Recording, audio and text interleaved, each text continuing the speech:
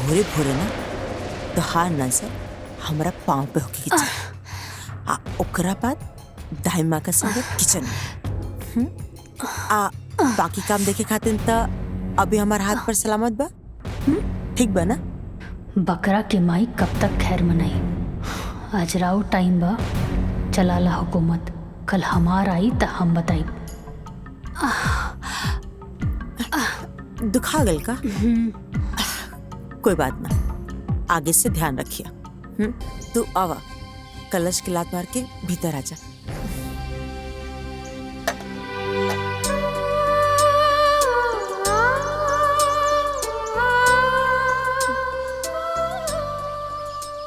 ला दुल्हा दुल्हन खातिर दूध भी आ गई। आप सब भौजी के परेशान न करो, ठीक है?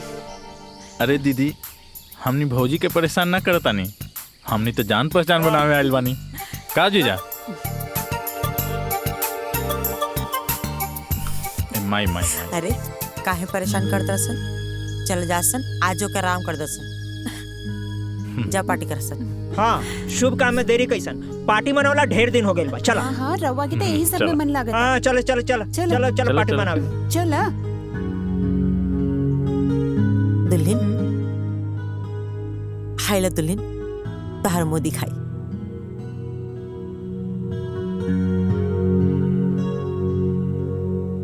पूरा 5 लाख का है। आज से तो के कुछ भी जरूरत हुई हमके बता दिया, तार पूरा ख्याल हम रखब। आज से न बहू, राम का जिम्मेदारी हम तो के सौंपता नहीं। राम की तू अब अपना मुट्ठी में रखिया। जाना तो ना, हर औरत के अपना पति के ना अपना मुट्ठी में रखे चाहिए।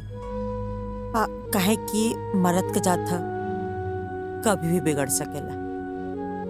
और एगो दूसर बात, जबले हमार काम ना हो जाए तबले तो के राम से दूरी बना के रखे पड़ी। ठीक बा ना? आज जब तक राम तहार सारा बात ना माने लागे और तू जैसन कहा उसने ना करे लागे, तब तक हमार बात याद रखिए। ठीक बा ना? आज जैसे समय आई हम तो काम बता दे, तू बस वो छोटा सा काम कर दिया, फिर तार जिंदगी आजाद हो जाए, फिर आराम से अपन जिंदगी एंजॉय करत रही। जी सासू माँ, हम समझ गई नी। रउआ जैसन कहब हम वैसे नहीं करब। शाबाश, चलो ठीक बा, अब तू आराम कर।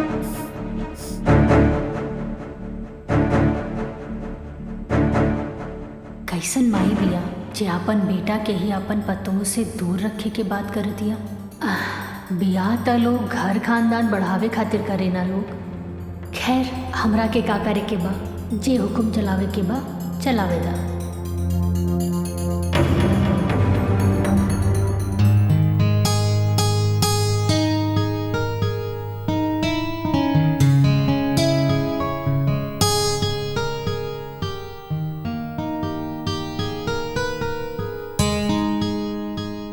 माई के पसंद के माने के पड़ी।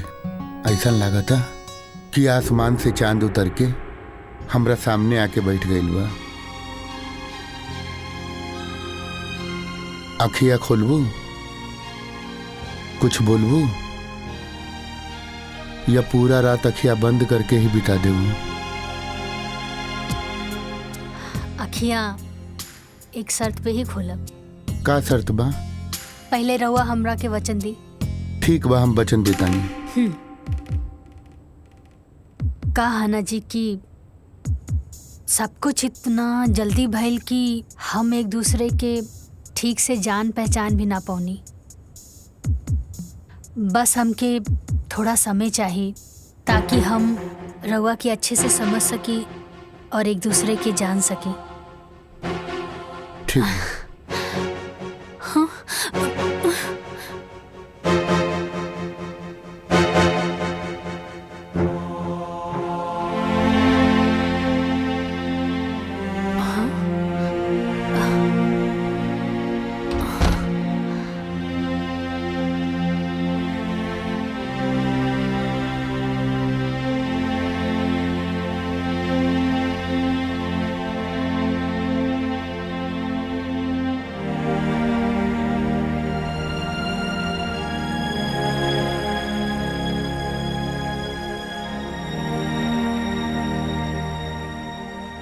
हमरा के माफ कर दिया।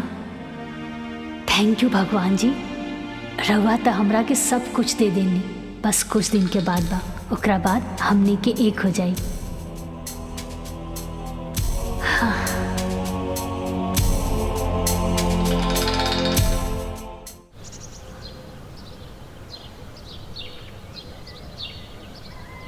लड़की देखी जा रहल बनी तो क्या हमार पसंद पर कोनो एतराज तो नहीं है ना? तू चाहता हमारा संगे चल सकत अड़ा। माई जिंदगी तोहार दिहल हा और ई जिंदगी से जुड़ल जवन भी फैसला बा ओकर हकदार तू हो। हमके तोहार पसंद पे कोनो एतराज नहीं खे हमाई। तो ठीक बा, हम आवता नहीं। ठीक बा माई।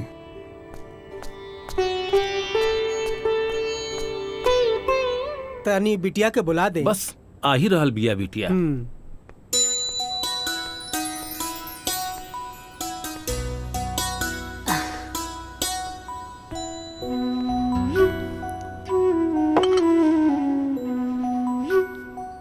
ली चाय पी।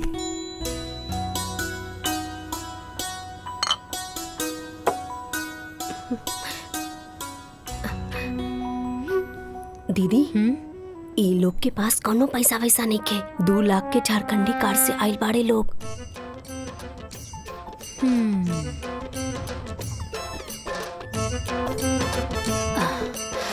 का काम करेनी? हमार नाम शेखर है। नाम ना, काम का करेनी? हमर खुद के बिजनेस बा। अच्छा अच्छा। का बिजनेस बा? मसाला के। मसाला के बिजनेस बा। आप ता रउआ टर्नओवर कितना बा? टर्नओवर बाबूजी बता दो। ई का पूछा था? टर्नओवर कितना बा? हमरा के नहीं मालूम। उठ। ए बुढ़ऊ, कब रखा?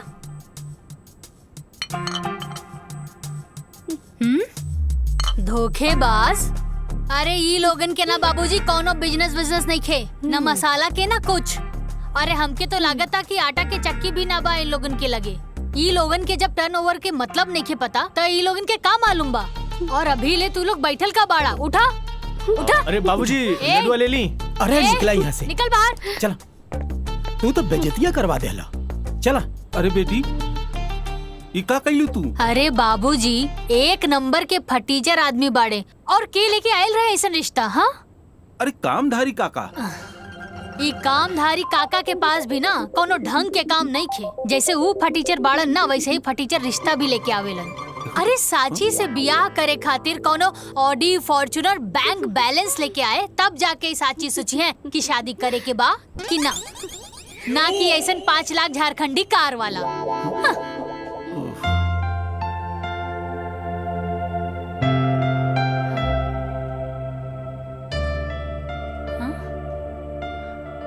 प्रणाम।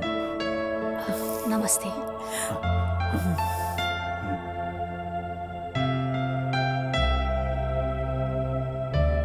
काका रवा एकदम सही कहत रानी है।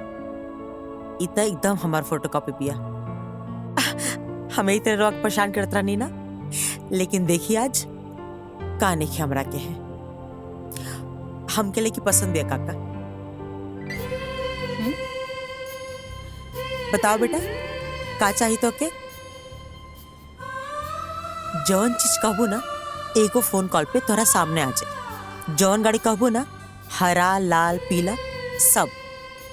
पैसा का कोनो कमी नहीं की। तो निश्चिंत होकर खर्चा करा। जिंदगी भर खर्चा करबू ना तब वो खत्म ना हो। हम चाहता नहीं कि शादी काल का काले हो जाए। ठीक बा नरेश भाई, काहे कि हमार शादी भी काले भर रहे तो हमार बहू काल आई तो हमके खुशी हुई। शादी की तैयारी इतना जल्दी कैसे हुई? हाँ रवा होकर चिंता मत करी। अब रवा लोग हमारे को मजबूत रिश्तेदार बनी जा। सारा तैयारी हम खुद कर ले। आप लोग के खाली हो जा खड़ा रहे पड़ी। लेकिन एगो शर्त बा। जी शर्त का बा? ज्यादा कुछ ना। हम जैसे से कहब तो के खाली वैसे वैसे करत जाए के बा। आज जैसे से तू करत जेबू वैसे वैसे तहार तरक्की हो जाए, फिर जिंदगी भर बैठ के आराम से जीवन का मजा लिया।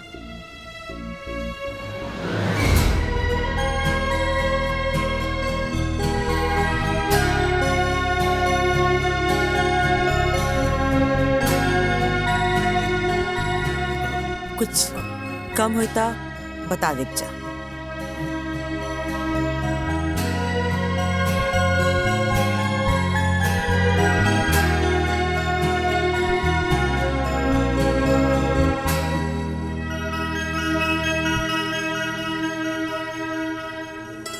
रख ला, आशीर्वाद है।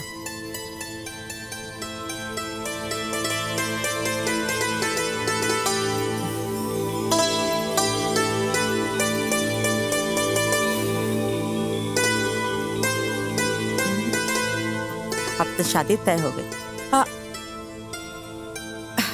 हाई लीजिए मिठाई, पूरा मोहल्ला में बंटवा दीजिए।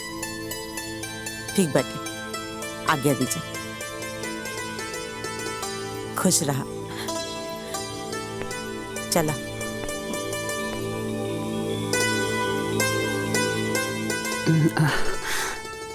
बिना लड़का देखे शादी के लिए हाँ कह दे लू? छोड़ी ना माई, अब रिस्क ले लेनी तो ले लेनी। अरे बेटा, कल शादी हो जाएगा, घर बस जाएगा, ओकरा बाद देखल जाई कि कौन केकरा के इशारा पे नचावता। अरे बेटी, उ देवकी के हम जाने ली, उ बहुत लोभी, लालची और स्वार्थी औरत बिया। कौनो बात नहीं खेमाई। अरे हमरा के भी तो पता चले कि वो खास काम और जरूरी काम उनकर का बा। काहे परेशान बड़ा? नहीं कुछ नहीं। माँ का फोन है। हाँ माई प्रणाम। खुश रहो बेटा, बहुत खुश रहो। ई कहत रहने के पैसा मिल गया ना? हाँ माई मिल गई। ठीक बा। अच्छा सुनेगा जरूरी बात, हम ना राम का ब्याह तय कर दिल बानी। का बात करत है? अब भैया तैयार हो गए शादी खातिर? हाँ, अब ब्याह काले बाटे, तो क्या आवे के बाद जरूर से आज ही है। माई बाकी एहिजा हमार दोस्त लोगन भी बारे। तो का हो गई, सबके ले लिया। अच्छा लगी, बाराती करी सब लोग। तो ठीक बा माई, ठीक बा, प्रणाम। हाँ चल, खुश रह बेटा। का बोल रही है मम्मी? राम भैया के शादी तो फिक्स हो गई बा। अच्छा। हाँ। हमनी सब के चले के बा बारात में। पर पापा? या तहर पापा तो ऐसे भी हमनी के शादी ना होके दी है। तो चला हमार दुनिया में।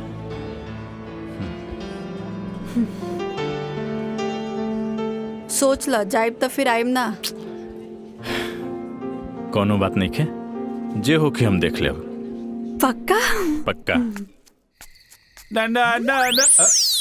का जीजाजी, राम भैया कहाँ पड़न?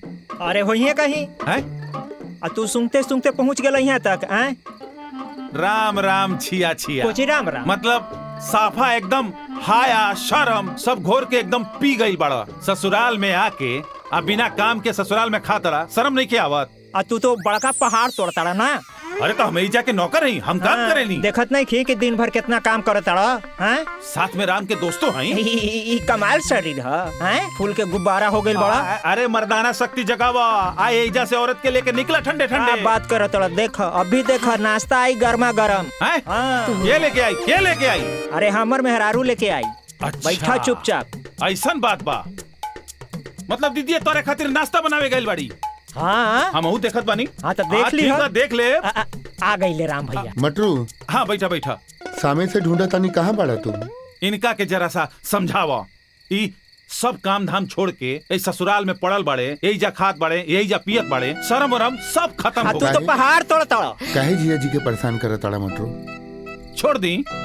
ठीक देखा आ गई, देखा नाश्ता आ गई। खींचा तू, बैठा बैठा बैठा बैठा। अभी तो कहत रहला हमार डर से खाना बनावे, नाश्ता बनावे। दीदिया कहाँ कुछ कहत रहने, कहाँ कुछ कहत रहने। वाह भाई वाह वाह, हे भगवान हे भगवान। नाश्ता लो, नाश्ता करो। भैया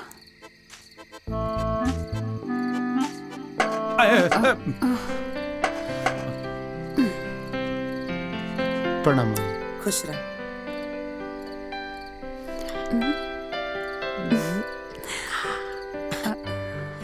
माई मिठाई कौन खुशी में? खुशी ई बाटे कि हम अपना राम का ब्याह तय कर दिल बानी। अब ब्याह काल्हे बाटे।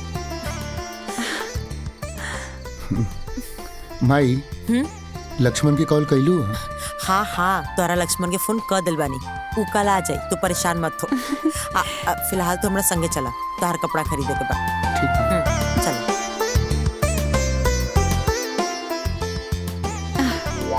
हाँ, खाए में तो तेज बढ़ले बड़ा। लपेट ला। ए दीदिया, इनकरा के चुप करा रहे, बिना मतलब के, न काम के, न काज के। ज्यादा मत बोली, मिठाई खाई। ब्याह तय हो गई, हमरा के केहू कुछ बतैबे न कैली। कबो कबो तो संदेह होला कि हमहू ई घर के दमादे न हैं कि कुछ और हैं। बतावा, अभी कुछ कामो न कैनी है, आ कल बियाहो बा, न कपड़ा सिलवनी आ न कुछ खरीदारी करनी। समय कहाँ बा? वाह वाह वाह, जेकरा लगे ई घर में खाली समय ही समय बा, वो कहता कि हमरा लगे समय ही नहीं खे। है ना? अरे अपने बियाह वाला कपड़ा लता पहन के चल चलिए बराती। अच्छा, और का? ठीक है बा। हाँ, अरे चुपचाप चली ना यहाँ से। जा जा निकल जा। धीरे बोला तो गलवा के नस फट जाए। हाँ चला निकला। अरे मिश्री मलाई खैला और कैला तन बुलंद, अब खैया शकरकंद।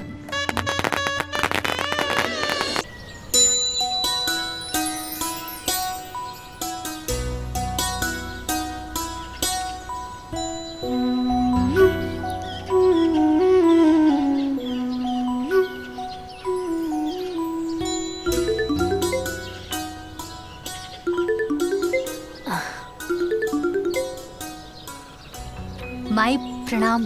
खुश रहा बेटा, बहुत दिन हो गए तोरा से बात कैले। कैसन बाड़ू माई? हम एकदम ठीक बानी बिटिया, तू बतावा। हाँ हाँ, सब ठीक बा, हम हो ठीक बानी। और साची तोहर सास कैसन बिया? माई, सासू माँ तो बड़ा रहस्यमय बाड़ी। का कहेली, का सोचेली, वो खुदे समझेली।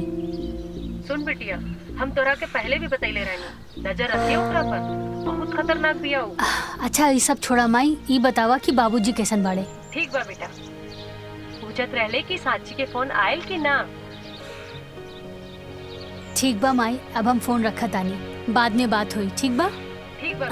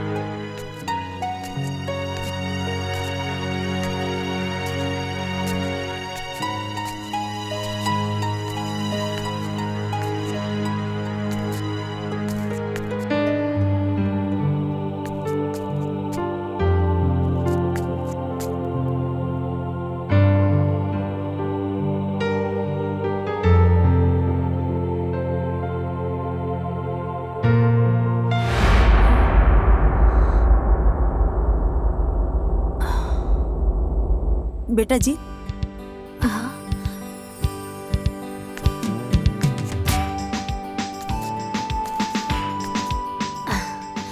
बोली ना सासू माँ।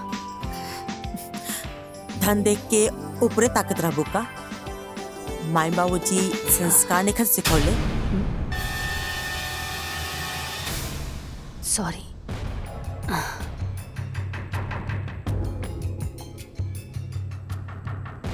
भोरे भोरे ना तो हार नजर हमरा पाँव पे होके के चाहिए।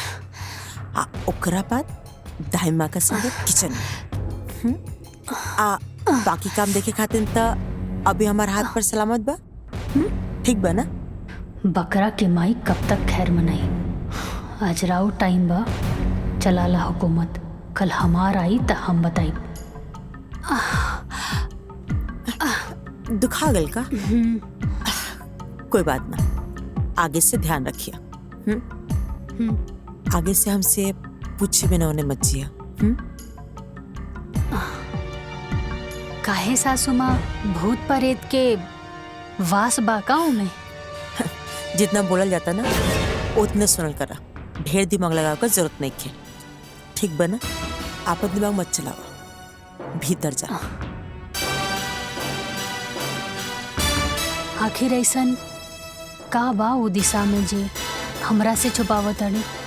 ये कमरा के रास्ता हम जरूर खोल के रहब।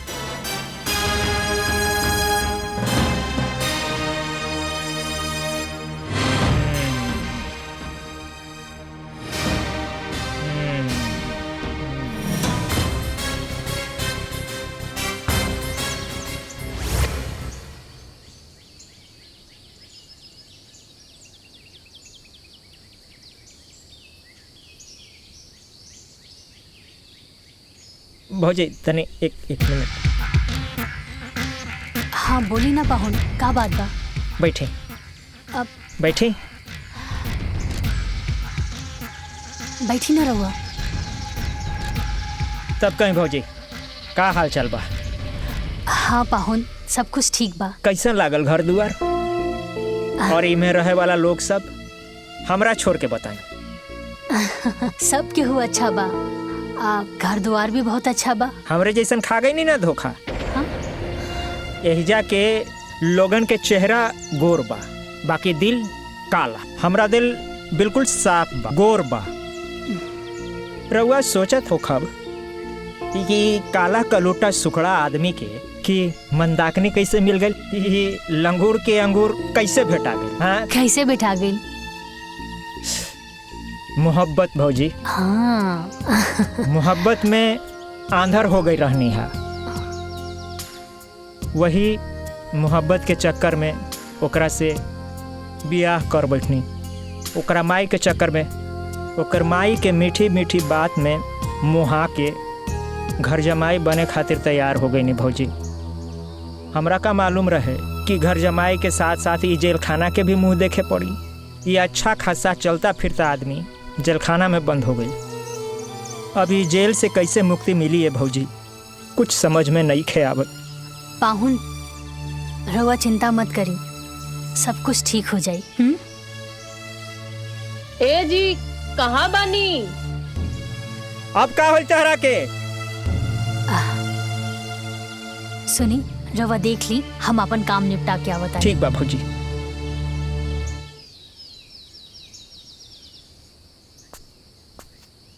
अरे प्रिया, अभी तक तू तैयार ना भइलू?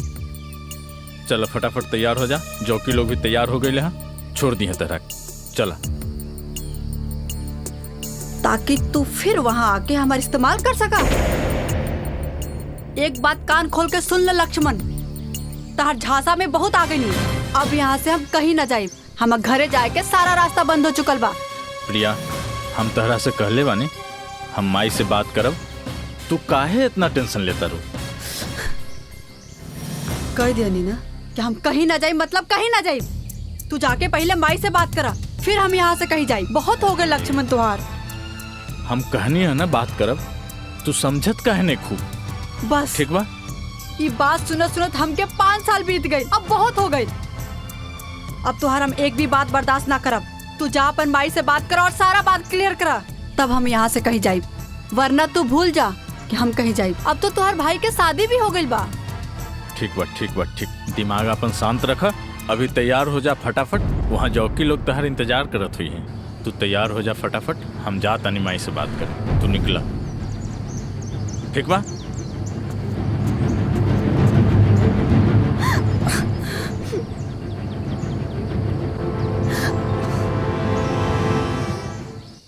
ई मटरुआ त दिन पर दिन लापरवाह भइल जाता।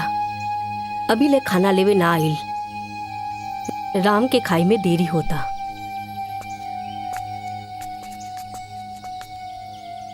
दाई माँ, रउआ केहू के इंतजार करतानी का? मटरुआ अभी ले ना आइल, राम के खाना खाई में बहुत देरी हो जाई।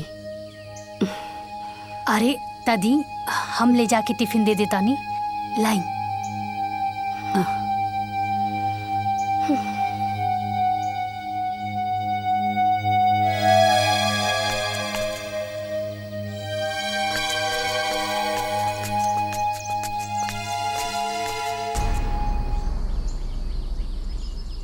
बेटा जी, पति पर प्यार उमड़े लगल बा का?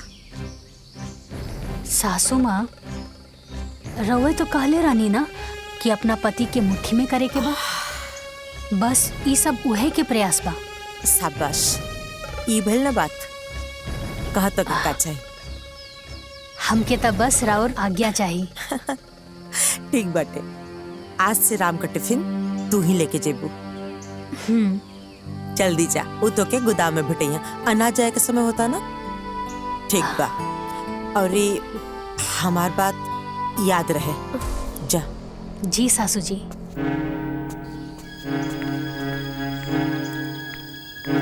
एक बार बस हमार सासू माँ जी के काम खत्म हो जाए, ओकरा बाद हमके हमार पति से मिले खातिर केहू ना रोक सकेला।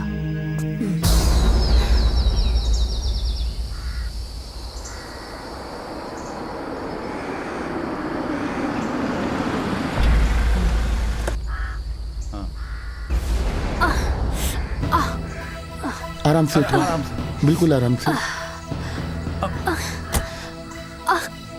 रुका, हम डॉक्टर के बुलावता नहीं। चलिए।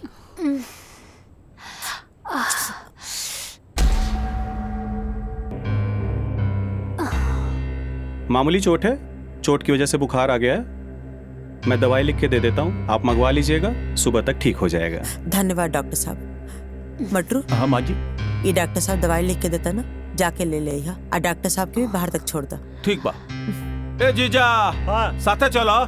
तू रहेला तो हमरा थोड़ा ठीक लगी। हम कहे जाई? हम कहीं रात के बहरा आई जाए लेना। ये कुल तहरा वजह से भइल बा। तू जा। हमरा वजह से? सरऊ, तू समय पे टिफिन लेवे आ जाता तो ये आज भौजी के संगे ना होखी। हाँ, जा। तोरा भाई। मटरू चुप, जाके चुपचाप दवाई लेके आओ। और आप सब भी यही जब भीड़ के लगा कोनो जरूरत नहीं के, जाके अपन अपन काम करी जा। जाई जाइए। चलिए डॉक्टर साहब, चलो। चले। दुल्हन, तू आराम करा, कोनो चीज का जरूरत हुई तो दाई माँ के आवाज दे दिया। जी सासू माँ। ठीक बा माई।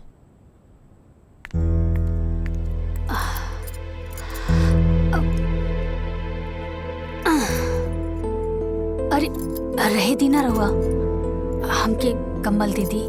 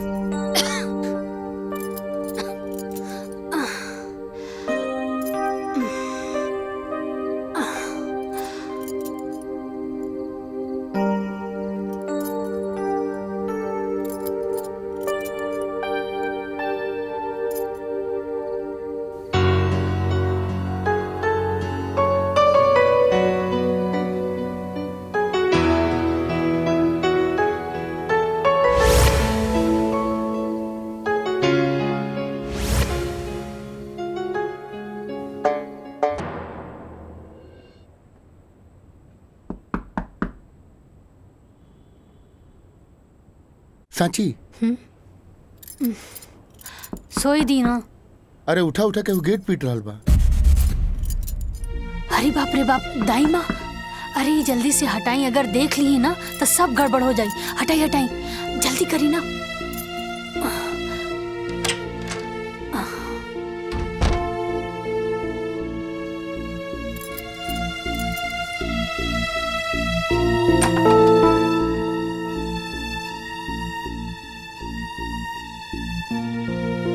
अभी ले तू लोग सुतल बाड़ा जा, ली चाय पी ली। दाई माँ, एक छोटी सी गलती की वजह से रउआ अभी ले हमरा से नाराज बानी। आपन बेटी समझ के हमरा के माफ कर दी ना। हम तो तोहके ओ दिने माफ कर देने रहनी हा, तोहसे भला काहे नाराज रहब। तू तो लक्ष्मी बाड़ुई घर के। जल्दी से तैयार हो जा, काहे की मालकिन 2 दिन खातिर बाहर जाए वाली बाड़ी।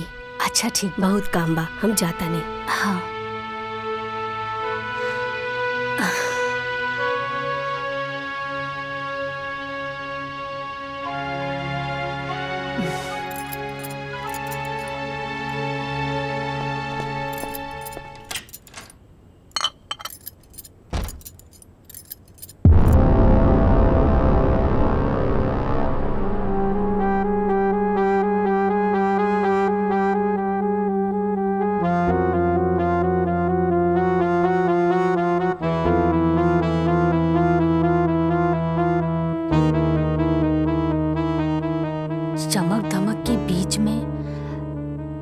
लगल ताला,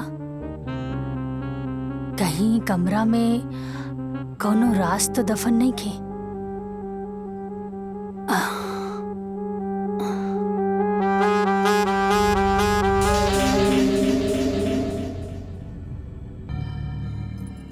दुल्हीन, ये का करत हो तू? चला हिजा से। अरे दाई माँ, हम तो ये घर के बहू बानी। ना ना, चला चला। अरे दाई माँ सुनी, वो कुछ ना कही। हाँ, और हमरा के तो बस इतना जाने के बा कि आखिरी कमरा में ऐसन का बा जेकर केहू की जरूरत नहीं खे। कोई कुछ ना बोली, हमरा के देखे दी।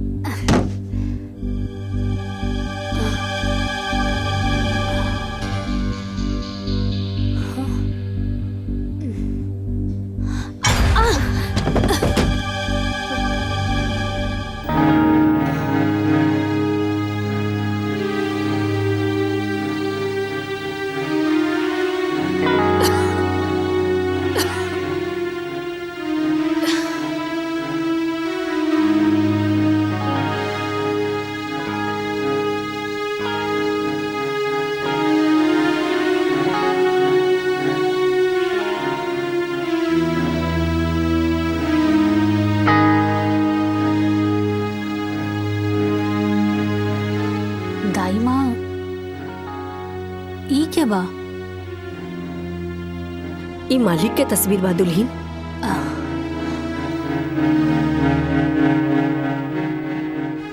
घर के मालिक और ऐसन जगह पर? अरे जब घर के मालिक के उचित स्थान नहीं के मिलल तब बाकी लोगन के हालत तो बड़ा गड़बड़ हुई ना दाई माँ। हम मालिक के उचित स्थान जरूर दें। ना ना दुल्हीन, ना।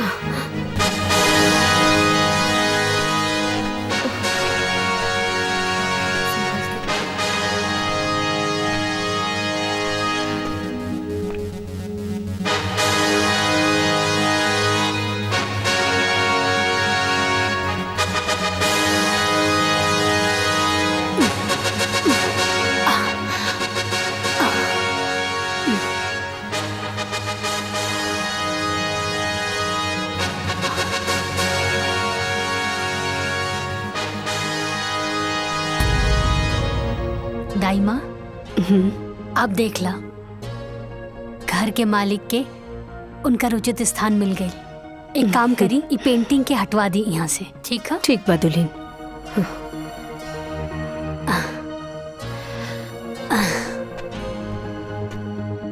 बाबूजी की फोटो वो कबाड़ खाने में, लेकिन काहे?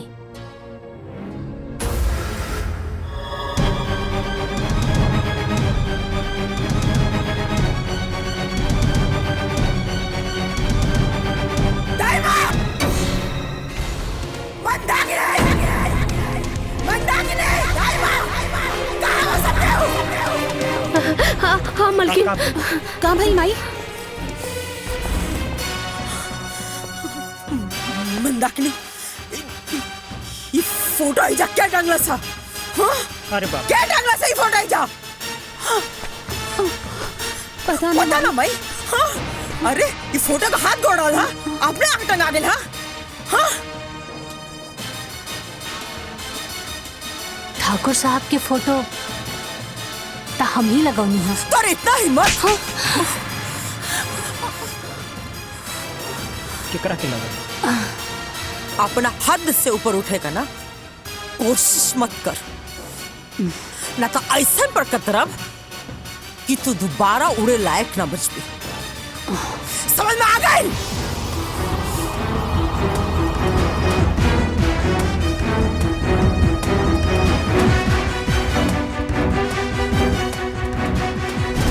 का भइल माई? कुछ ना बेटा, वो साची ना तोहर बाबूजी का फोटो लगोले बाड़ी।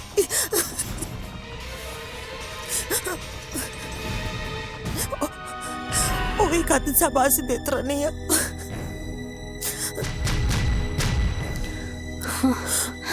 चुप हो जा माई, मत रो माई। माई हाँ, वो के कैसे समझाई कि वो आज ले उनकर फोटो इजा काहे ना लगो। अरे हमके तो यकीन ना होला कि वो नहीं कौन। मत रो माई। बाकी कोनो बात ना, अगर दुल्हन फोटो लगाइए दिले बाड़ी तो ये दुल्हन ओ पाएगा मालो टांग दो। ए माई, माई चुप हो जा माई। अब जब बाबूजी के प्यार हमनी के किस्मत में लिखले नहीं के, तो कोई भी कुछ का कर सकेला माई। लक्ष्मण बिल्कुल सही कहता ले माई, मत रो माई। माई चुप हो जा माई। देखी ना, फोटो में लागत अड़े कि अभी बोल पड़ी हैं। कितना आस रहे हमरो इनका से मिले के, लेकिन देखी आज मिलबो कहीं तो फोटो पर माला लटकल बा। चुप हो जाई माई। माई बाबूजी हमनी के छोड़ के ना गईले, हमनी के बीच में बाड़े। एगो फोटो खातिर इतना गुस्सा। ससुर जी की फोटो देखकर सासू माँ तो एकदम आग बबूला हो गई। अपना पति से इतना नफरत काहे? कुछ तो बात जरूर बा। आखिर सासू माँ के हमरा से ऐसा कौन जरूरी काम हा? कहीं एकर मतलब ई तना कि हमरा के हमार पति से ना मिले देवे के हिस्सा भी यह प्लान के बा। ना ता एगो सास अपन बेटा के अपन बहू से मिले खातिर काहे रोकी? हाँ।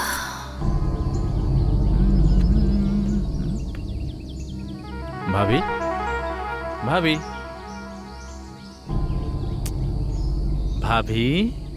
अरे देवर जी आई। का भाभी, भैया के याद आवता का? ना ना देवर जी, ऐसा कोनो बात नहीं खे। तो फिर इतना स्ट्रेस में तो पहले कबो ना दिखात रहने। का बात बा, तबीयत ठीक बा ना तोहार? हाँ देवर जी, तबीयत ठीक बा। कहाँ बानी? जाई, राउर फ्रेंड बुला रहल बिया। जी आवत।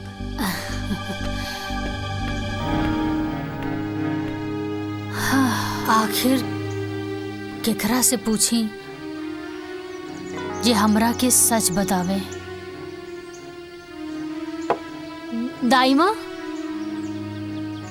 हाँ दुल्हन, एक कप चाय मिली का? हाँ हाँ, अभी हम लेके आवतानी। हम गार्डन में बानी, ओइजा लेके आ जाइए। ठीक बा, हम ओही जे लेके आ जाई।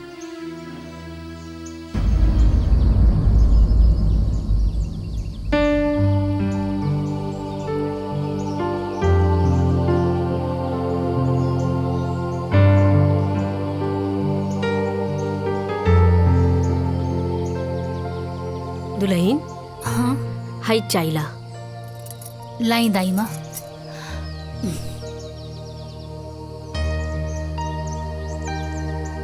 दाई माँ, कहा दुल्हन? अगर रवा से हम कुछ पूछब तो रवा बुरा तो ना नु मानब? ऐसा काहे कहा था? पूछा। दाई माँ, रवा ई हवेली में कितने साल से काम करत बाड़ू? जब से राम के जन्म भई तब से ये हवेली में हम बानी। हाँ। अच्छा दाई माँ, एक बात बताई, ये ससुर जी की फोटो देख के सासू माँ इतना गुस्सा में काहे आ गई? एकरो जिम्मेवार हम ही बानी दुल्हीन। छोड़ो ना, जायदा उनकर तो आदते बा बोली के। अरे ताई माँ सुनीता, एक तरफ बहू भी बोला तानी और दूसरी तरफ बात भी छुपा रहल बानी। और रउआ जिम्मेदार कैसे मानी? का बताई दुल्हीन, राम जब 5 साल के रहने तबे मालकिन के स्वर्गवास हो गई और मालकिन की याद में ठाकुर साहब दिन रात नशा में ही रहे लगने। तब ठाकुर साहब से हम ही जीत गईनी कि हमर गांव में एगो हमर सहेली बा, ओकरा से बियाह कर ली। और ठाकुर साहब भी बात खातिर तैयार भी हो गईलन। और एक दिन देवकी, एक बात हम था कि यही क्लियर कर देता नहीं कि हमरा से कबो संतान के तू उम्मीद मत रखिया। काहे के हमनी लगे एक संतान बा जेकरा पर तहार पूरा अधिकार रही, ताकि कबो भी हम संतान का कमी ना होके दे।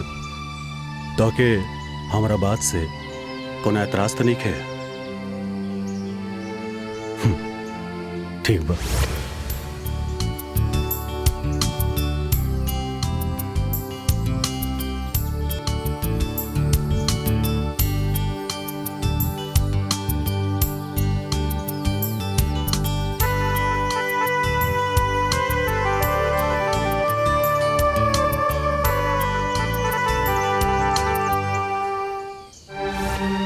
फिर का भइल?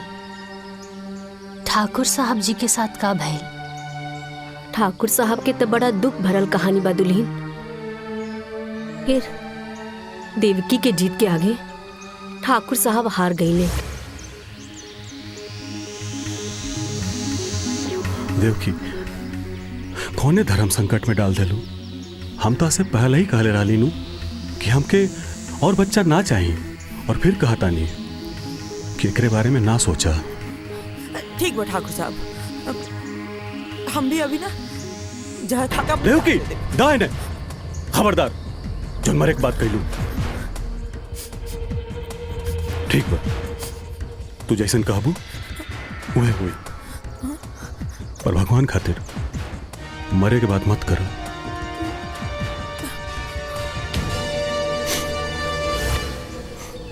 और कुछ महीना बाद देवकी अपना कोख से 2 बच्चन के जन्म दिहली, एगो लइका और एगो लइकी। अपना बच्चा के मुंह के देख राम के प्रति रवैया बदल गई। ठाकुर साहब भी देख के बहुत दुखी भइले और हमरा से एक ही बात कहले कि गीता, हम ई बियाह कइके बहुत बड़ा गलती कर देनी, लेकिन कोनो बात ना बा, हम ई गलती के अपना जीते जी सुधारब। और एक दिन वकील के बुला लेने।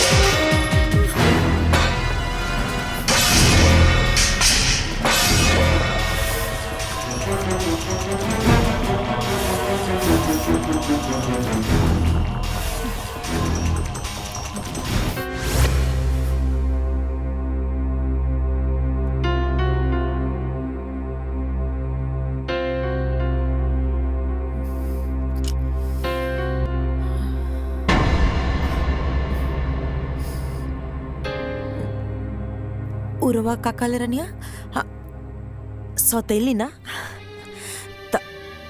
तब जब रउआ हमके सौतेली कहिए देले बानी, त अब हम रउआ के बताई कि सौतेली का होले। तो रवा के का लागल है कि रवा वसीयत बदल के जंग जीत लेनी। अरे जंग था अब शुरू भला। रवा आज से अभी से हमरा खातिर मर गई।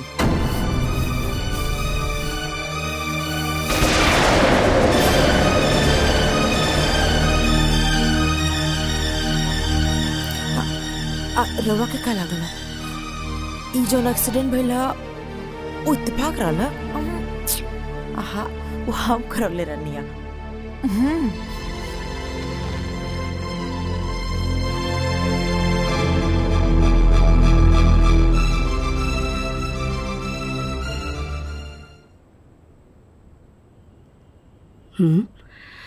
अरे मालिक कहाँ गइलन?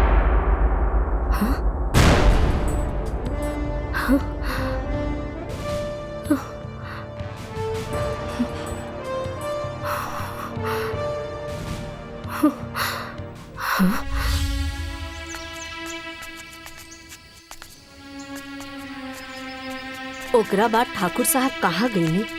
ठाकुर साहब के का भइल हमनी के कुछो पता न चलल। बहुत लोग तो इहो कहेला कि देवकी ओकरा के मरवा देले। अगर हमके पता होखित कि हमार सहेली अंदर से ऐसन बिया था तो हम शादी करवैती ही ना। हमके अपना सहेली माने के बजाय एगो नौकरानी मानतिया। ई सबके तो जिम्मेदार हम ही हई। रउआ से कौनो गलती ना भइल बा।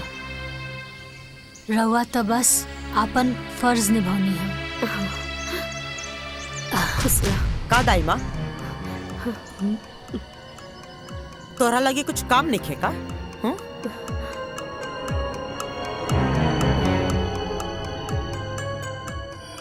ए लड़की तू रुक।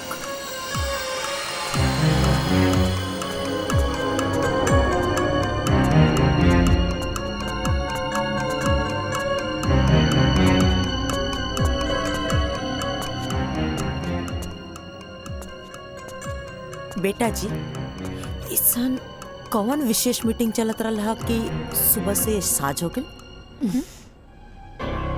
सासू माँ आज तक हम रउआ से कबो कुछ पूछनी है का?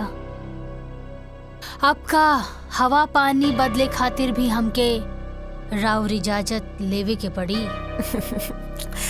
एगो फोटो टांग के हमके उल्टा जवाब दे के हमरा खिलाफ जाके तू साबित का कल चाहत अड़ो। तो हर 2 कौड़ी का औकात हम चुटकी में बर्बाद कर दे। जहाँ साइल बढ़ू ना ओई जी उठा के फेंक दे। सासू माँ हम इतना मूर्ख नहीं थे।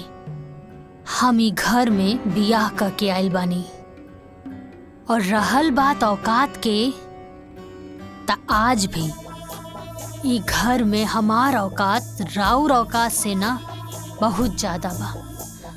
काहे कि ई पूरा घर के मालिक हमार पति बाड़े।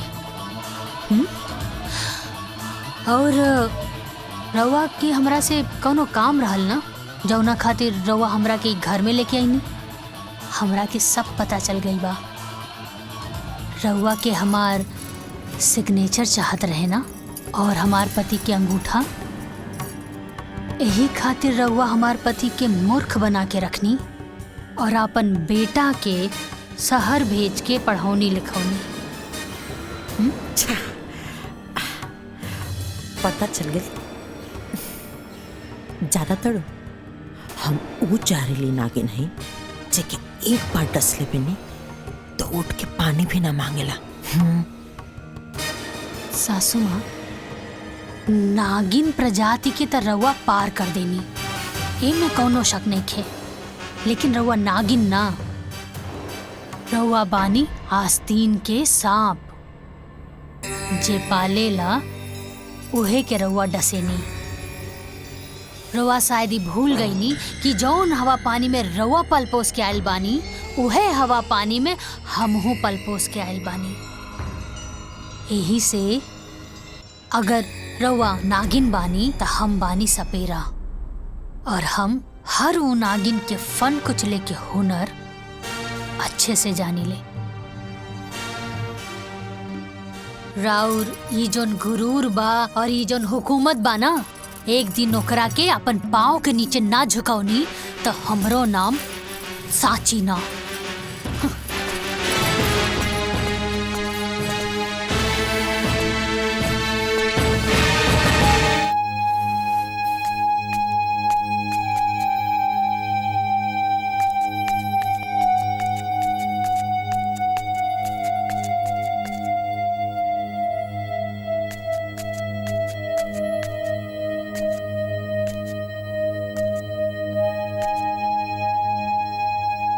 भौजी सुनी ना, 1 मिनट सुनी ना।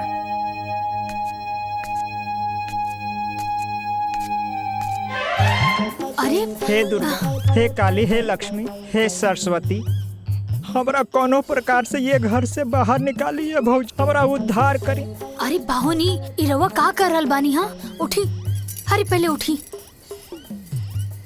उठ गई नहीं, हम रउआ के बात मान गई नहीं, बाकी रउओ के हमारे को बात माने के हुई। बीए पास, पढ़ल लिखल है, अपन पैर पर खड़ा होखल चाहता नहीं, बिजनेस करल चाहत बानी, लेकिन वो हमार सास हमार राह में कुंडली मार के बैठल बाड़ी। भौजी कुछ उपाय करी। देखी हम रउआ के हिम्मत के देखले बानी, उ शेर बिया तो रउआ सवा शेर है। कोनो प्रकार से हमरा ये घर से बाहर निकाली है भौजी। You are iron lady. भौजी की जय। अच्छा सुनी बाहुन, हम जल्दी रउआ खातिर कुछ करब, लेकिन अभी हमरा के जाए दी, कुछ जरूरी काम बा, समझी? जी जी जी ठीक बा ना? जी भौजी, जाइन जाइन, लेकिन जल्दी ये कोशिश करब ये भौजी। लेकिन का भाई बात नहीं करे के हमके। अरे लेकिन कुछ बताइबू कि का एक भाई? बार कहा तेने की बात नहीं करे के तो नहीं करेंगे।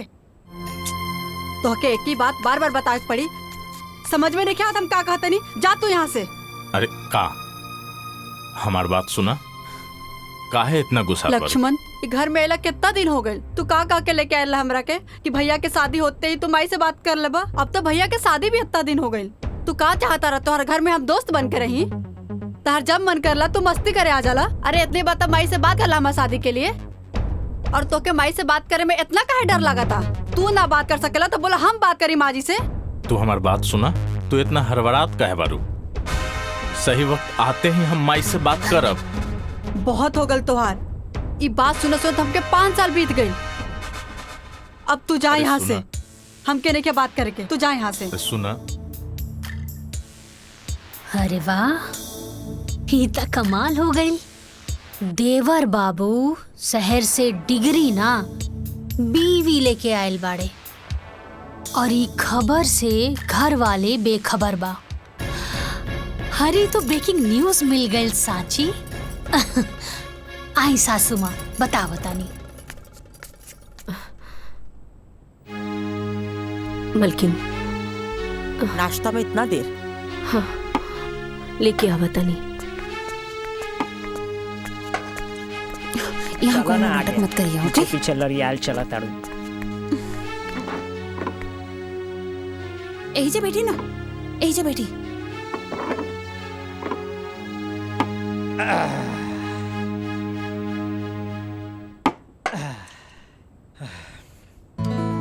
भूख लागल बा। हटी। प्रणाम माई। माई बहुत भूख लागल बा, खाना दा ना।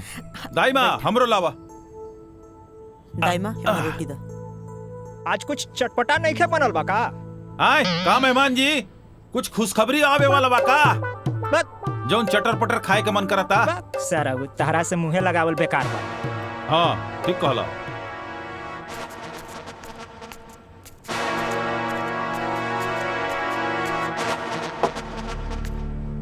दाई माँ हमरो दा भूख लगल बा। हाँ ठीक बा।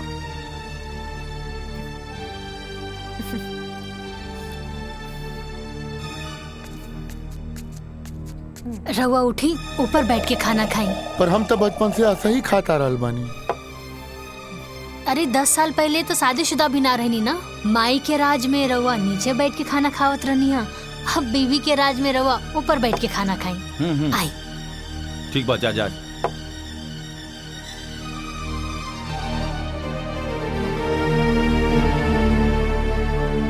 आई बैठी।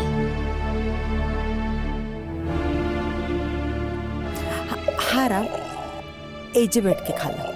अब तू घर वाली जी वाला हो गल बाड़ा, अब हमार बात का कौन वैल्यू। ना माई, ऐसा बात नहीं है। अगर तू कह तो फिर हम उस जगह जाके बैठ जाए।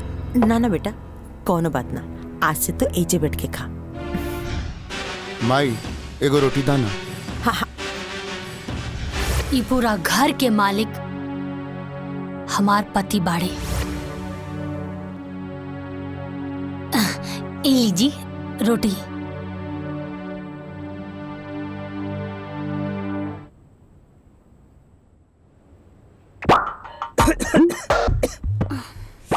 कितना तीखा भाई सब्जी।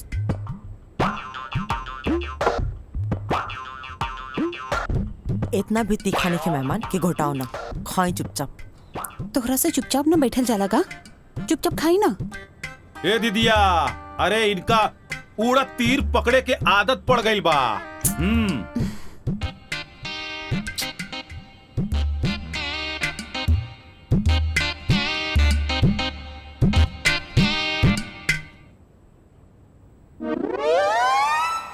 देवर जी, प्रिया राउर सिर्फ फ्रेंड ही बिया या फ्रेंड से कुछ ऊपर?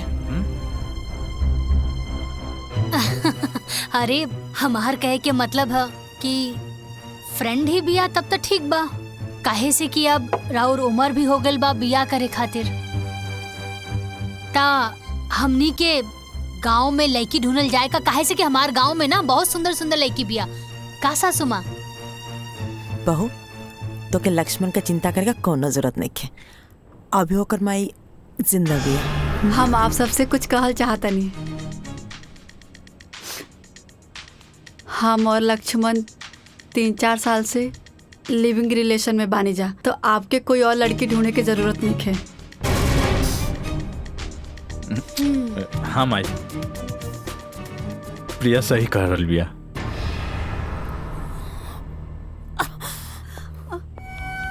माई माई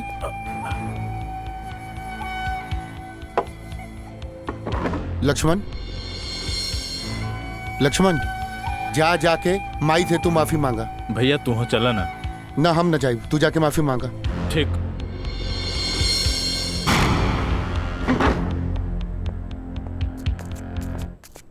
पाहुन, ई लिव इन रिलेशनशिप का होला? वो जो शादी से पहले होला ना, वही होला। मतलब आजकल के जनरेशन के पता ना का हो गइल बा, शादी ब्याह के झंझटे से एकदम खत्म। बाप रे बाप, ढेर कलयुग आ गइल बा। हमरा खाए दो। ढेर बात बोल, अब चुपचाप बैठी ना। दीदिया का कहती है सुना।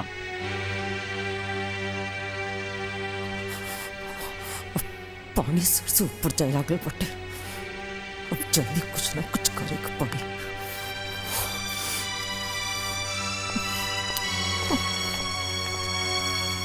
माई माई, ए माई, नाराज बारी का? नाराज काहे होई? हमार शौक, हमार अरमान, हमार गुरूर का गला घोट के पूछे तड़ा कि माई नाराज बाड़ी। अरे 3 साल से ये बात हमसे छुपा के रख ली। आज जब बतावे का बेरी आई है, जाके दूसरा से बोल ले हा, तो उन्हीं का ठान के रख ले बड़ा सन ना कि हमार अरमान पर पानी फेर कर बसन। माई हम रोज हिम्मत करके तरह से कहे के चाहत रहनी, बाकी मुंह तक बतवे ना आवत रहे। माई हमके माफ कर दे माई। माई तहार दिल तनिको दुखावे के हमार मन न रहे। माँ जी हम लोग के माफ कर दी। अब तू देखत जा सच्ची, तो से ई घर का झाड़ू पोछा अगर ना करोनी ना, तो हमरो नाम देव की ठकुराई नहीं।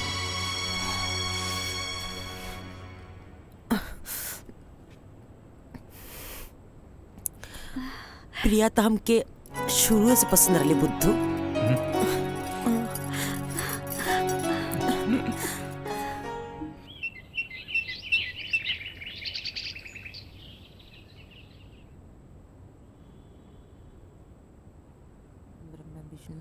महादेव गंगे काशी विश्वनाथ गंगे हर महादेव गंगे काशी विश्वनाथ गंगे हर महादेव गंगे काशी विश्वनाथ गंगे हर महादेव गंगे काशी विश्वनाथ गंगे हर महादेव गंगे काशी विश्वनाथ। दाइमा जी मालकिन। पूजा का थाली पूरा घर में दिखा दे।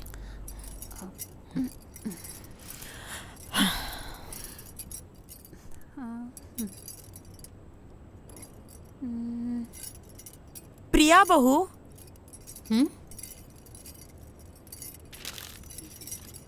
ए हमार बहू। हाँ माँ जी। बहू आवत नहीं निक लगा था ना।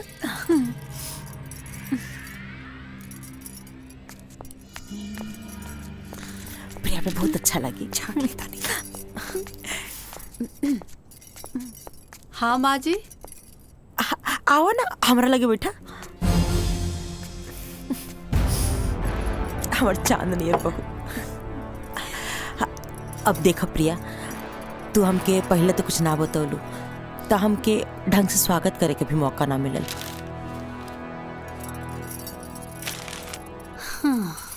ना तो हम इतना धूमधाम से तुम्हारा स्वागत करती ना कि जमाना का खुलल का खुलले रह जाए।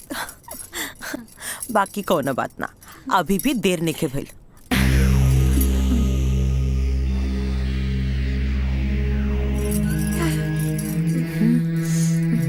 ये हमार खानदानी हारा। तब तक तू एक पढ़ना और धीरे धीरे ना हम तो के घर का गार्जियन भी बनाते।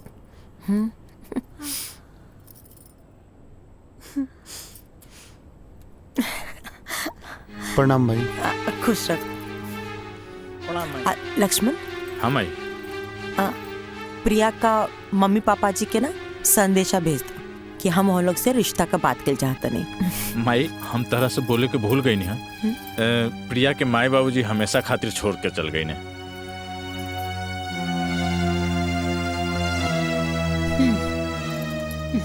हाँ तो का भेल, हम प्रिया का माई हैं आज से।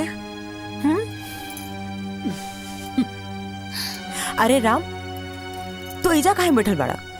जाके पंडित जी के बोल दा तहार छोट भाई का ब्याह तय हो गइल बा। ठीक बा माई, हम जाके अभी पंडित जी के बुला के लावतानी। सांची तू हो जा, माई के काम में हाथ बटावा। जी हाँ सांची। अरे हमरो के केहू कुछ बताई कि हमरा का करे के बा। हमहू ई घर के दमादे हैं, हमरा का करे के बा? शादी ब्याह के माहौल बा, ज्यादा कूदी ना। चली तैयार हुई। चला चला, एकरा में घबराए के कौन बात बा। चला।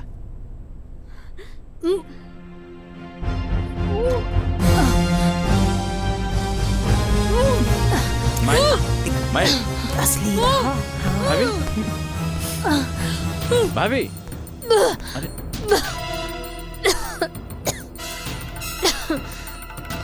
और ये तहार खुशी देख के मुंह बनावतिया। चाय दे जरतिया। हाँ तो हई देख, हई सन हमारा लगी कम से कम 10 को बा। का भइल भाभी? भाभी ठीक तो बानी ना? हाँ देवर जी हम ठीक बानी, बस उल्टी आ गई। भाभी डॉक्टर बुलाई का? अरे ना ना देवर जी हम ठीक बानी। और रउआ ऐजा का करत बानी? राउर तो शादी के बाद चला था ना, जाई तैयारी करी। भाभी हम ठीक बानी, रवा जाई। ठीक ठीक बा।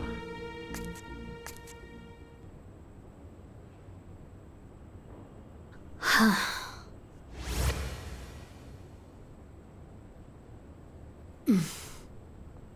सांची हम का भइल, तोहार तबीयत ठीक बा ना? हाँ हम ठीक बानी। लक्ष्मण बतावत रहे कि तोरा उल्टी भइल रहे नीचे। खुशखबरी बा। हम तोहार तबीयत के बात करत तानी और तू खुशखबरी के बात करत तानी। रउआ पापा बने वाला बानी का? साचो? हाँ। कबले हम पापा बन जाए? हम जाके माँ के बता क्या बता? अरे बैठी था। अरे अभी बहुत टाइम बा। और सासू माँ के हम समय देख के बता दे, काहे से अभी घर में शादी ब्याह के माहौल बना। बधाई हो पापा जी।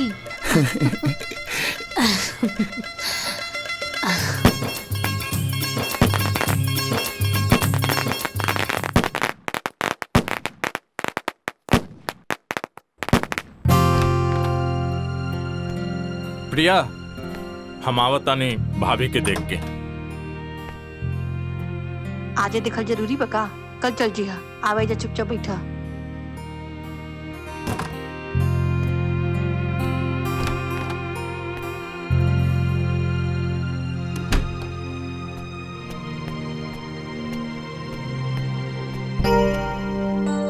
का भइल भाभी? ठीक तो बानी न रहुआ?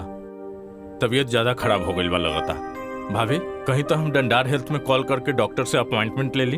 अरे नाना देवर जी, हम एकदम ठीक बानी और ये सब करे के कोनो जरूरत नहीं खे। और रउआ एजा का कर रहल बानी? जाई, प्रिया इंतजार करत हुई।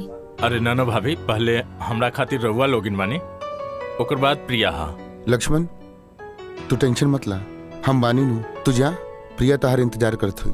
अब देखिए, जा जा जा, रहुआ सब लोगिन ठीक बोला बा। तानी, बाकी मन न करता यहाँ से जाए के। जाई देवर जी, इंतजार करत हुई। ठीक बा।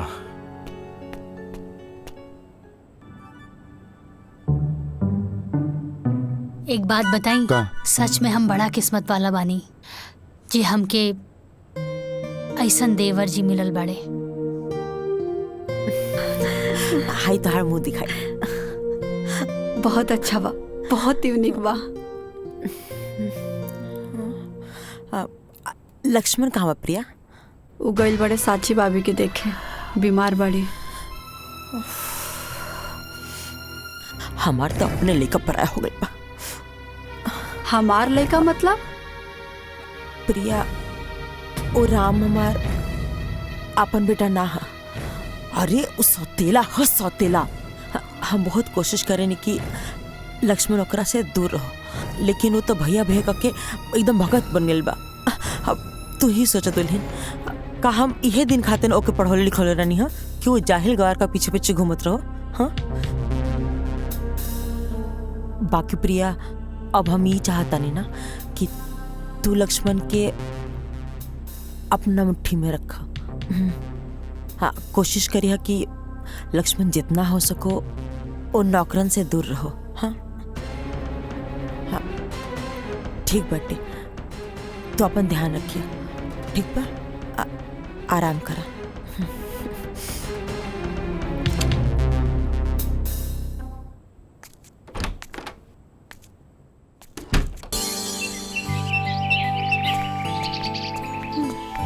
पूरा काम हो जाता।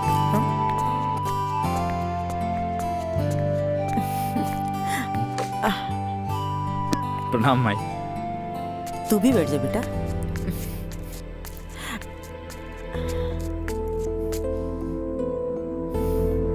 प्रणाम भाई। प्रणाम भाई। दामाद जी सुबह से दिखत ना रहनी है, कहीं व्यस्त रहनी है का? थोड़ा काम रहे, इनकरे साथे तो रहनी। जीजा जी हमरे साथे रहले हम आई। काम सही चलता ना? हम आई ठीक चलता।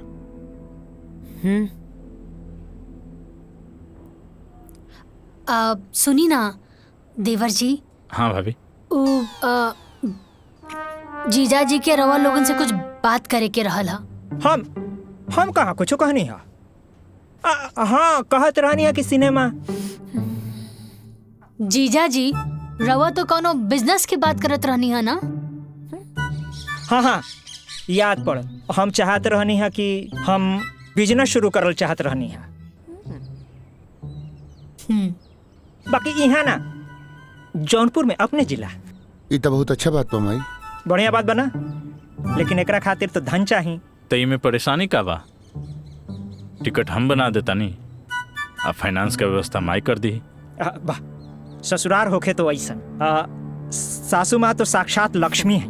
दामाद जी, रवा के नहीं लागत कि रवा आजकल मेढक नियर ढेर फुदकता नहीं? माई, जीजा जी अपना जिला जौनपुर में व्यापार करे के प्लान कैले बड़े। राम बेटा, इकुल इनका बस का बात नहीं है। वो जैसे बाना उनके ओसी ही रहता। रवा को दिक्कत बाका दामाद जी? एक बार मौका तो देके देखें। हम मौका पे चौका ना मारब तराउर दामाद ना। माई, जब जीजा जी इतना कॉन्फिडेंस में कहा ताड़े तो एक बार मौका देला में का दिक्कत बा माई? हाँ माई, अब जब भैया भी कह रहल बारे तो जीजा जी के एक मौका देवे के चाहिए हमनी के। ठीक बा, अगर सब करी है इच्छा बात तो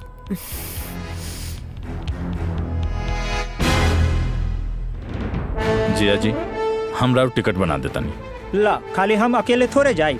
अब बिजनेस बा तो नया नया बिजनेस शुरू करब तो हिसाब बखरा खातिर कोई तो चाहे न, साथ में मंदाकिनी जी हैं तो काम आसान हो जाए।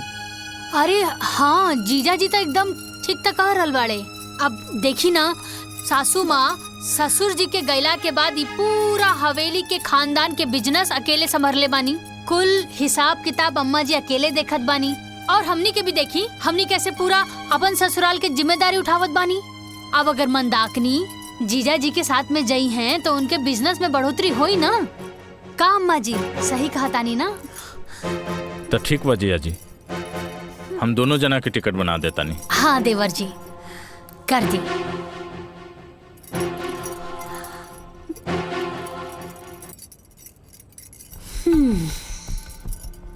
ली जीजा जी, टिकट तो बन गई।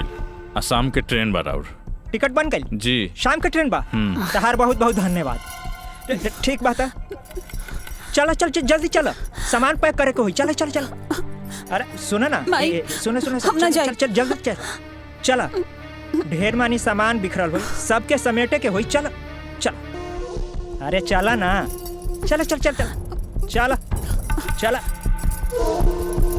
प्रिया हाँ जा तू हेल्प करा। ठीक बा।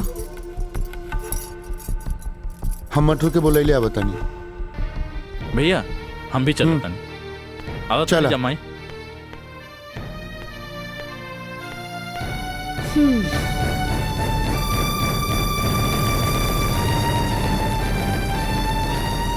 तो के कर खामियाजा भुगते पड़े लड़की। भोगी तो अब रहुआ सासू माँ, और देखत रही कैसे एक एक करके सब केहू के रहुआ से दूर कर दे।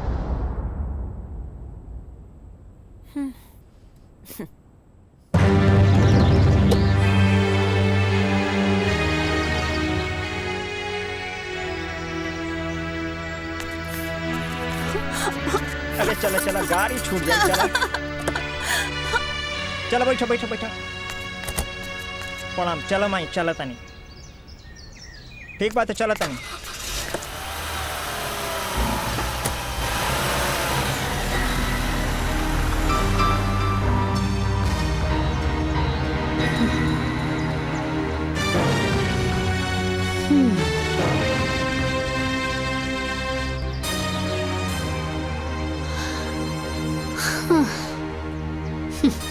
ए मटरू रुको रुको रुको रुको।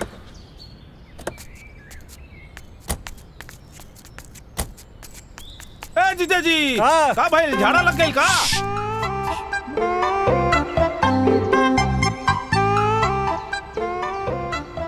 हे भगवान, हमरा ससुरारी के रास्ता के मुंह ना देखे के पड़े।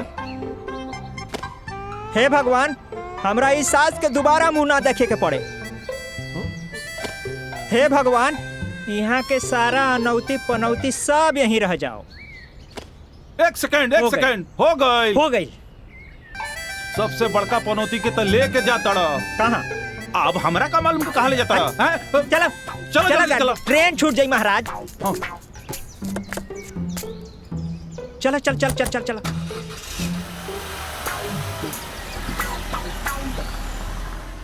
दाई माँ, ये फोटो देख के लागता कि इनकरा के कहीं ना कहीं हम देखले बानी, लेकिन कहाँ देखले बानी याद नहीं के आवत। देखले तो बानी कहीं ना कहीं। याद करके बतावा दुल्हन, कहाँ देख लू?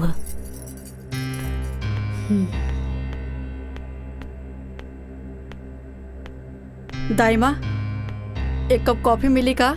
हाँ अभी अभी लावतानी। ठीक बा।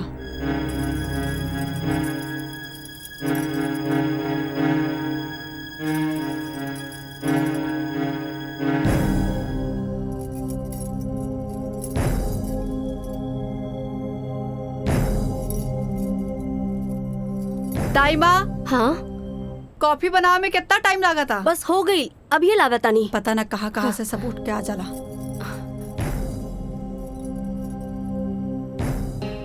इला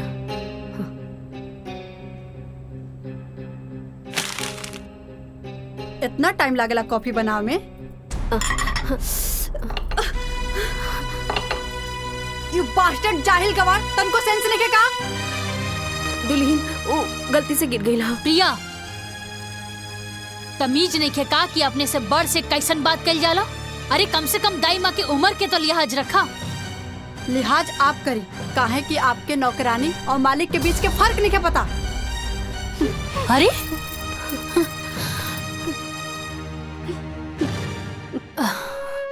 दाई माँ, दाई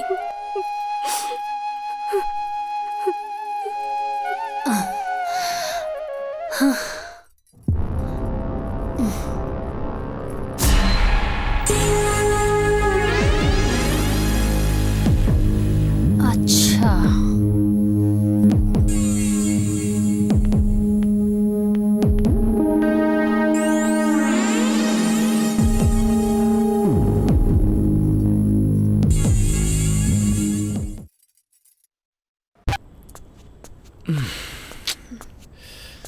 अरे वाह, का बात बा, आज तो कुछ ज्यादा ही सुंदर लगा तारू। का भइल? प्रिया चलो हमके टॉवेल दे, नहाए के पड़ी, बहुत देर चुनचुना था। जा जाके अपन भौजी से मांग ला। अब भौजी कहाँ से आ गई ली? प्रिया हमके तो कबो कबो लागत था ना कि तू हमार पहले वाली प्रिया हो ही ना। शादी के बाद एकदम बदल गई लू। अरे चलो भाई टॉवेल दा, देह नोचता। देह नोचे चाहे माथा, गवार वाला काम करे में बड़ा मजा आवेला ना। गवार मजदूर के साथ रहत रहत तू मजदूर हो गल बड़ा। अगर मजदूरी करे करला तो इतना काहे पढ़ला लिखला? प्रिया अपना जवान के लगाम दा। का गलत बोलता नहीं, मजदूर के मजदूरे बोलम ना। प्रिया वो हमार भाई है। भाई है तो का गवार है? प्रिया लक्ष्मण,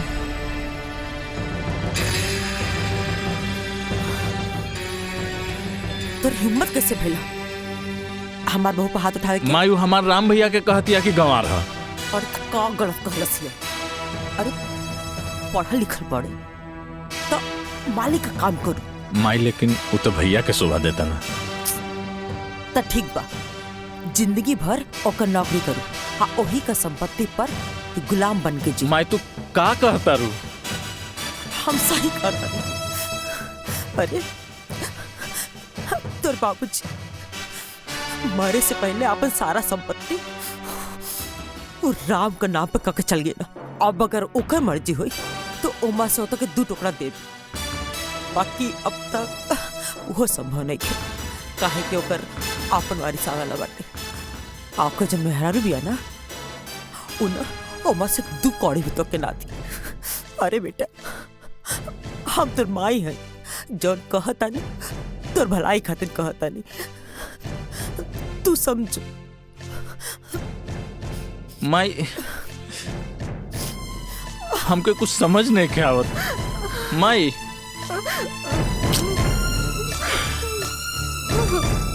का हो रहा बस समझ में नहीं के आती। राम भैया, राम भैया, ओ राम भैया। अरे का हो मधुसूदन? ए भैया, हमनी चंदा मांगे आयल रहनी जा। अच्छा हम देता नहीं, कितना चाहिए? ना ना भैया, आप भैया रहे दी, राम भैया के भेज दी, हमनी को उससे ले लिहल जाई। ठीक बा, भेजा तानी।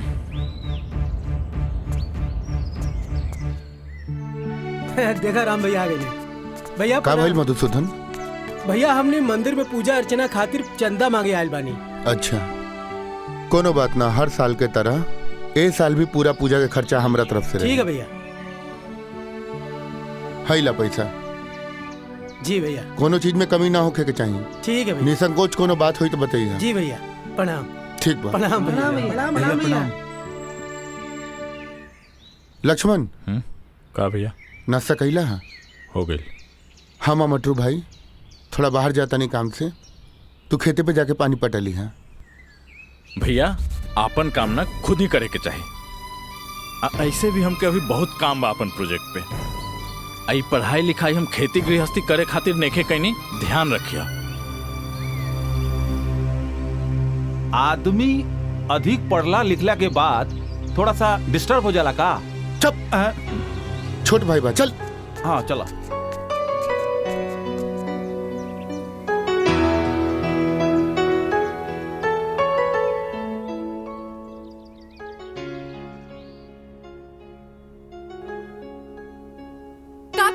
मजदूर के मजदूरे बोलब ना। जिंदगी भर की ओकर नौकरी करो, हाँ ओही का संपत्ति पर गुलाम बन के हम सही अरे तोर बाप मरे से पहले अपन सारा संपत्ति वो राम का नाम पे करके चल गया। अब अगर ओकर मर्जी हो तो ओमा से उनका दूध टुकड़ा दे और खाली फोने में बात करता बका मैं मिले के मन ना करला। चार भैया का जन्मदिन भी आवे वाला बाटे, हो सके तो समय निकाल के आ जाइए। अगर मजदूरी करे तो इतना काहे पढ़ला लिखला।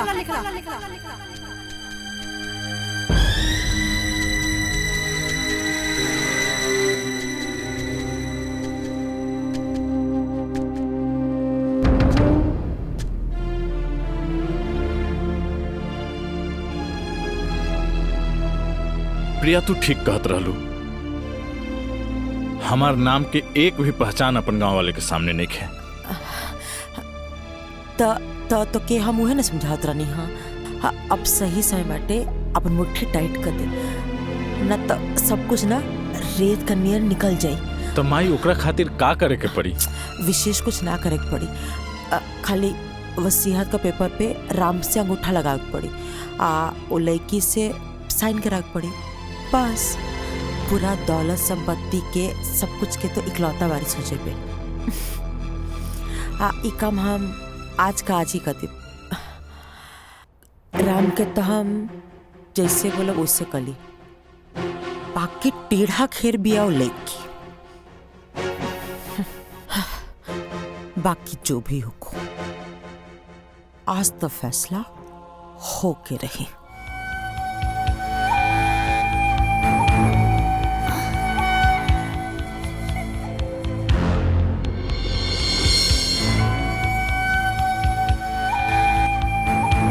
देवर जी,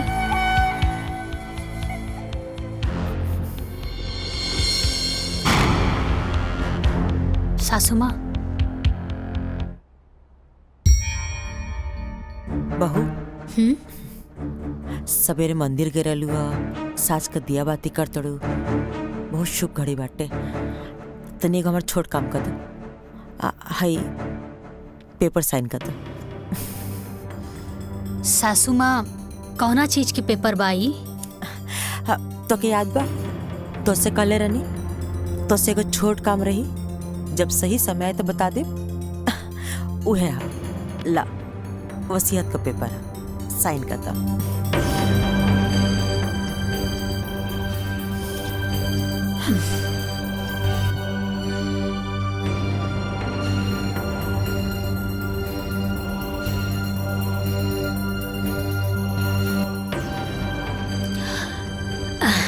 ब्रह्मा विष्णु महेश भी कहीं है ना सासू माँ, तब वो जाकर हम पेपर पे साइन ना करब। भाभी कर दी साइन। अच्छा एकर मतलब कि सब लोग एक हो गए बाड़ा, कोनो दिक्कत नहीं के। रवा सब लोग मिल के भी ना हमरा सामने कुछ नहीं के। और सासू माँ, जब रवा हमरा से हारे लगनी तापन पतो और बेटा से मदद लेवे लगनी। अरे रवा के कुछ ता शर्म करे के चाहत रहे। हाँ, इतना प्यारा देवर जी के मन में भी रवा जहर घोल के रख देनी। अरे छी बार भाभी, अगर एक शब्द भी और हमार माई के खिलाफ निकलल तो हमरा से बुरा कोई न हुई। हाँ, हटी देवर जी हटी। भैया अब समय आ गइल बा, हुकुम के इक्का के।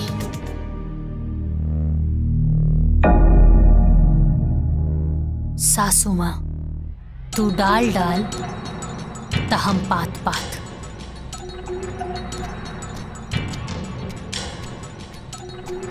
प्रणाम माई। खुश रहो। राम। हाँ माई। माई कहाँ बेटा? ठीक बा। कैसन रहा दिन? सब अच्छा रहे माई। बिजली ना रहे तो सिंचाई ना हो पाएगा। कल हम करवा दे। कोनो बात ना।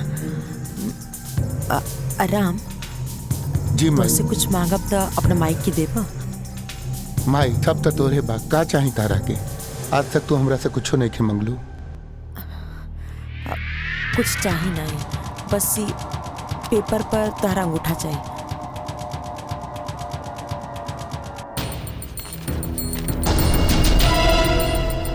यहाँ पे माई।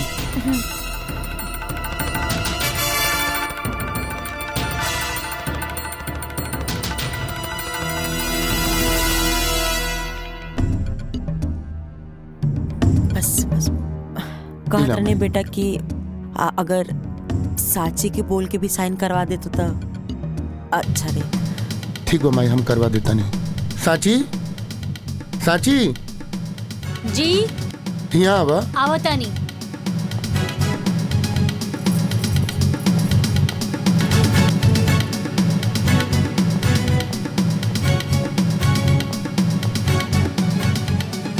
का भैल जी? साची है पेपर पर साइन कर दा। रउआ क देनी का? हाँ हम अंगूठा लगा देनी है। रउआ भी ना इतना सीधा बानी। ए लेकी हमरा के ज्यादा टाइम नहीं है, चुपचाप जल्दी से साइन कर। सासू माँ रउआ गलत जगह प्रयास करतानी। हम कहनी ना कि हम ई पेपर पे साइन नइखे करब और कबो ना करब। साची जिद मत करा, साइन कर दा। रउआ के पता भी बा कि का बा? अरे वसीहत के पेपर बाई। ए लेकी ते चुपचाप साइन कर बिक्की। हाजे तोर सुहाग के मिटा के रखती। अगर रउआ के मारे के बा ना तो हमरा के मारी। तो के मार का करब? तो क्या तोर बच्चा के ते घर में नौकर बना के रखो। माई ई तू का कहा ताड़ू? उहे जौन तू सुनत बोल चुपचाप अपन मेहरारू का कि साइन करो पेपर पर। साची साइन कर देना। माई के काहे गुस्सा देवा बता? माजी देखत का बनी गोली चला दी। ना माई, गोली चलावे के बात ना देखो सौतेला भाई पे इतना बोधा है, काहे दिखाओ दिन माजी गोली चला दी। सौतेला तहार दिमाग खराब हो गेल बा। ये सब का बोला तारू? प्रिया सही कह दिया। ई राम तो हर सौतेला भाई हो। माजी गोली चलाई। ना माई, ना माई, माई ना माई। ए जी माई का कर लूं? ए जी क्या हो गए? अरे दाइमा। अरे ये तारा के मत कर भाई, भाई पर हाथ उठा दे। दाइमा। माई का भइल? एक मिनट माफ कर दे भाई। ये बच्चा भाई करे के नहीं के पता भाई का कइले बा। अरे 9 महीना माई कोख में रख के अपना खून के दूध बना के पिया मिली तब बेटा दुनिया देखे के लायक बनेला।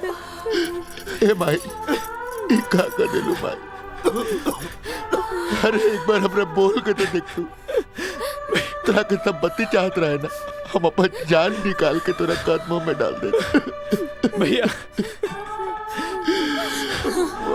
भैया भैया बेटा बेटा राम भैया आखिरकार तू हमरे बेटा के मार दे ले। माई ए खातिर ब्याह के लाइन नहीं तारा। माई का कर देलू माई? कोने जन्म का बदला ले तारू तू? लेके चले अस्पताल लेके चले। लेके चले राम जल्दी जल्दी जाओ।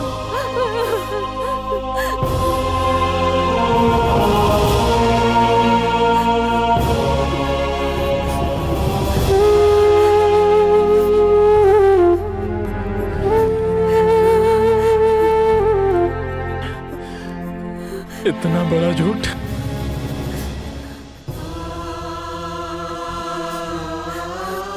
हमके तो तू कहले रहलू हमार बाबूजी ना मारे।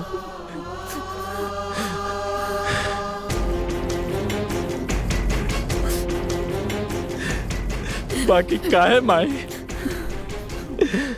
काहे ऐसन कैलू?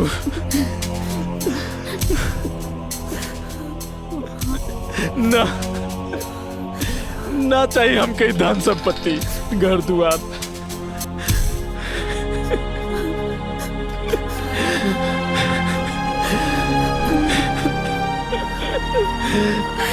ना चाहिए। माफ कर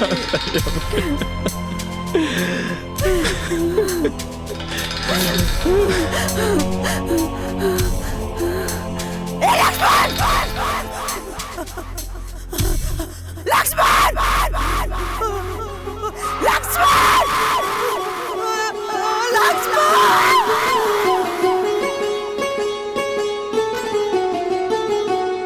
ठीक हो ठीक बानी ना? हाँ हम ठीक बने।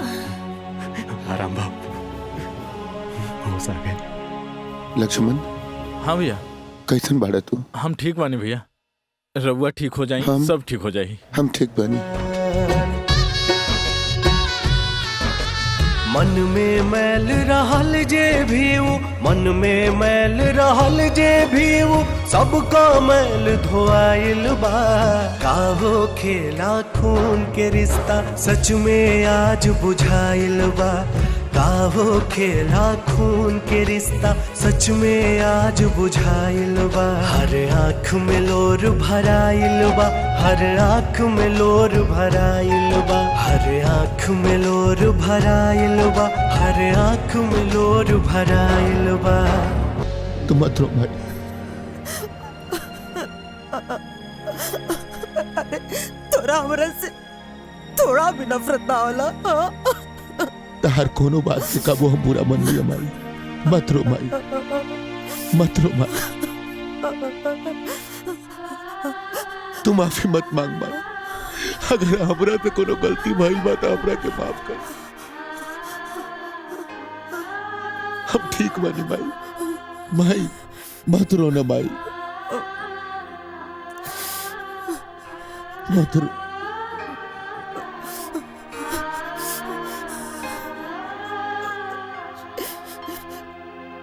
ठाकुर साहब, रवा भी हमके माफ कर दी। अरे अरे हम लोभ में आके ना अपन फर्ज भुला गए रहनी। हमार परिवार हमके लौटा दी, हमार परिवार हमके लौटा दी ठाकुर साहब। देवकी, सुबह के भूलल अगर शाम के घर आ जाए तो ओकरा भूलल ना कहल जाला। देवकी, गलती हमार है। अगर हम ताके सौतेली ना कहती तो तू सौतेला व्यवहार ना कर तू। लक्ष्मण, माई के चुप करावा। माई तू चुप हो जा।